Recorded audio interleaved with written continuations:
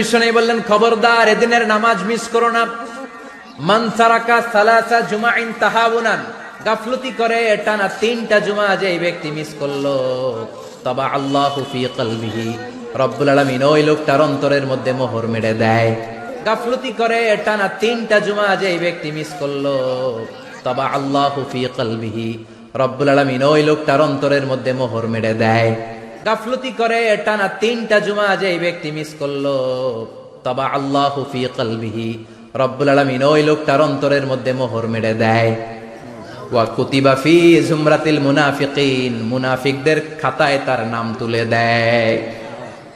3টা জুমা যদি কেউ মিস করে, 2টা পানিশমেন্ট। এক হচ্ছে তবা আল্লাহু ফি কলবি, আল্লাহ অন্তরে মোহর মেরে দেয়, ভালো কথা ভালো লাগে না। 3টা জুমা যদি কেউ মিস করে, 2টা পানিশমেন্ট। এক হচ্ছে তবা আল্লাহু ফি কলবি, আল্লাহ অন্তরে মোহর মেরে দেয়, ভালো কথা ভালো লাগে না। নামাজ ভাল লাগে না, আজান ভাল লাগে না, ইসলাম ভাল লাগে না, শুধু মৌজ মাস্তি ভাল লাগে, গান বাজনা ভাল লাগে, এরকম আছে না নাই? জুমার নামাজে যায় না। আরেকটা হলো কুতিবা মিনাল মুনাফিকিন, মুনাফিকদের খাতায় নাম তুলে দেয়। আল্লাহ হেফাজত করো, আরো জোরে পড়েন আমিন। আমিন। জুমার দিন আগে আগে মসজিদে আসবেন, ইনশাআল্লাহ। সবাই রাজি? ইনশাআল্লাহ।